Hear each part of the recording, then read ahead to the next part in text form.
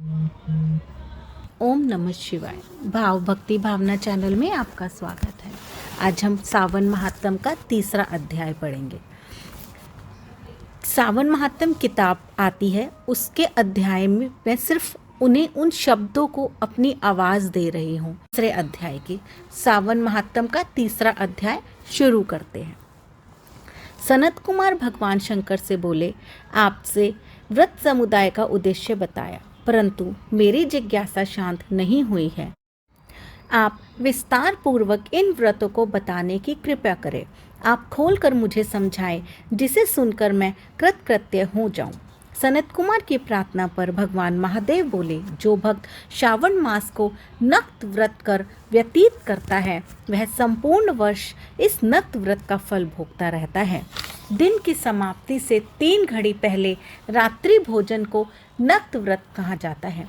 नक्त व्रत भोजन में सूर्यास्त से 3 घंटे पहले के समय को छोड़कर शेष समय लिया जाता है।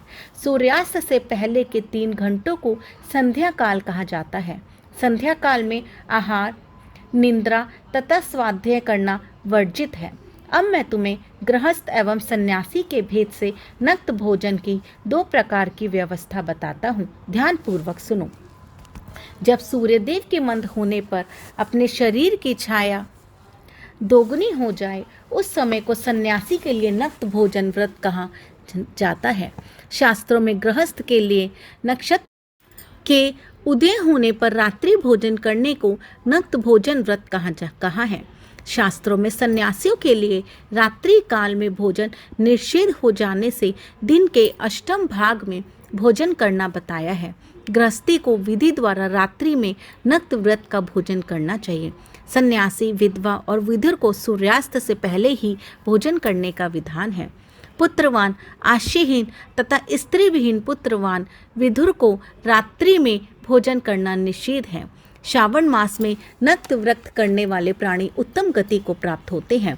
श्रावण मास के प्रारंभ होने पर प्रतिपदा तिथि में प्रातः काल मनुष्य यह प्रतिज्ञा करे कि मैं पूरे श्रावण मास में ब्रह्मचर्य व्रत का पालन करूंगा तथा प्रतिदिन प्रातः स्नान करूंगा।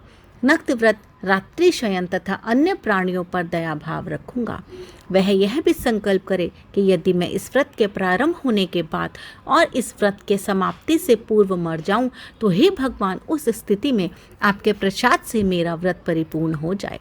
नक्त व्रत करता हुआ प्राणी मुझे अति प्रिय हो जाता है। ब्राह्मण द्वारा या स्वयं रुद्र का 1 मास तक जो अभिषेक करता है, उस पर मेरी सदैव कृपा दृष्टि रहती है, क्योंकि मुझे जलधारा अति प्रिय है। श्रावण मास में जो प्राणी अधिक स्वादिष्ट भोजन या उपयोगी वस्तु ब्राह्मण को देता है, वह मुझे बहुत प्रिय है। हे सनत कुमार, अब मुझसे उत्तम लक्ष्य पूजा विधि को ध्यान पूर्वक सुनो। लक्ष्मी की इच्छा प्राप्ति वाला मनुष्य बिल्व पत्रों से, शांति की कामना करने वाला मनुष्य दूर्वाओं से तथा आयुओं की इच्छा करने वाला मनुष्य चंपक के फूलों से भगवान श्री हरि की पूजा अर्चना करे। विद्या की इच्छा रखने वाला व्यक्ति मल्लिका तथा चमेली के फूलों से पूजा अर्चना करे। तुलसी दल से भगवान श्री हरि और मैं स्वयं प्रसन्न होते हैं। पुत्र की कामना रखने वाला व्यक्ति कटेरी के फूलों से पूजा अर्चना करे। जिसे बुरे बुरे स्वप्न दिखाई देते हो, वह उनके नाश के लिए उत्तम धान्य से पूजा अर्चना करे। देव के सम्मुख रंगबल्ली, पदम, स्वस्तिक और चक्र आदि बनाकर भगवान विभु की पूजा अर्चना करें। संपूर्ण कामनाओं की पूर्ति के लिए सब पुष्पों से मनुष्य को पूजा अर्चना करनी चाहिए।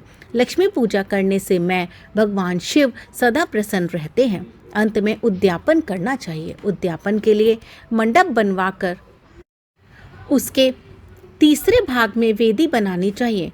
पुण्यवाह वाचन कर आचार्य का वर्ण करना चाहिए।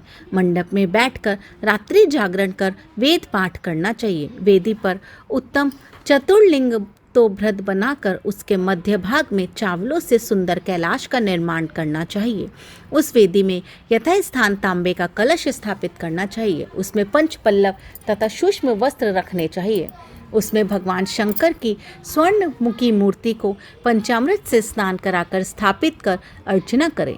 नैवेद्य युक्त धूप, दीप, गीत, वाद्य, नृत्य तथा वेद शास्त्र, पुराण द्वारा रात में जागरण करना चाहिए तथा प्रातःकाल होने पर स्नान करना चाहिए। पवित्र शास्त्रोक्त विधि से वेदी बनानी चाहिए। तिल, घी, पायस, मूल मंत्र, गायत्री, शिव सहस्त्र नाम से हवन करना चाहिए। जिस मंत्र से पूजन किया है उसी मंत्र से हवन करना चाहिए। खांड, घी, चावल से हवन करना चाहिए। हवन समाप्ति पर पूर्णाहुति देनी चाहिए। प्रातः वस्त्र, अलंकार, आभूषण से आचार्य का अर्चन करना चाहिए। ब्राह्मणों का पूजन कर उन्हें दक्षिणा देनी चाहिए। जिन मंत्रों से भगवान शिव की लक्ष्य पूजा की है उन चीज़ों को दान होता है। स्वर्ण निर्मित भगवान शंकर की मूर्ति का अर्चन करें। यदि 1 महीने तक दीप जलाया हो तो उसको दान में देना चाहिए। संपूर्ण इच्छाओं की सिद्धि हेतु स्वर्ण की बत्ती, चांदी का निर्मित दीप बनवाकर उसमें गौ का घी भरकर दान देना चाहिए। ब्राह्मणों को भोजन कराकर दक्षिणा दे। इस प्रकार जो मेरी अर्चना करता है मैं उस पर सदैव प्रसन्न रहता हूँ। जो मनुष्य श्रावण मास में अपनी प्यारी वस्तु का त्याग करता है और वह मुझे अर्पण की जाती है तो हे मुनि उस फल को सुनो। इस लोक में तथा परलोक में वह वस्तु लाख गुणा होकर मिलती है। निष्काम भाव से त्यागने पर उत्तम गति की प्राप्ति होती है। जो भक्त मेरा रुद्री पाठ करता है वह प्रति अक्षर करोड़ वर्ष तक रुद्रलोक में निवास करता है। पंचामृत से अभिषेक से मोक्ष की प्राप्ति होती है। श्रावण मास में धरती पर सोने वाले मनुष्य को हाथी दांत से बनी हुई या चंदन निर्मित नवरत्न से जड़ी हुई मृदु गरुड़ चिन्ह वाली रुई से भरी कपड़े की रजाई और तकियों से संपन्न शैया प्राप्त होती है। वह शैया उसे सुंदर स्त्री अन्न रत्नों से विभूषित मिलती है। श्रावण मास में जो आदमी ब्रह्मचर्य का पालन करता है उसका वीर्य अत्यधिक पुष्ट हो जाता है। तेजस्विता, बल, शरीर, दृढ़ता और धर्म कार्य में समस्त उपकारी चीज़ें उसे मिल जाती हैं। जो आदमी इस मास में मौन व्रत धारण करता है वह श्रेष्ठ वक्ता हो जाता है। मौन व्रत दिन या रात या भोजन के समय रखा जा सकता है। मौन व्रत में यदि मनुष्य घंटा तथा पुस्तकें दान करता है तो उसको सब शास्त्रों की जानकारी स्वयं प्राप्त हो जाती है। वह मौन व्रत के प्रभाव से बृहस्पति के समान बुद्धि वाला बन जाता है। मौन व्रत करने वाले मनुष्य की किसी से कलह नहीं होती। ओम नमः शिवाय।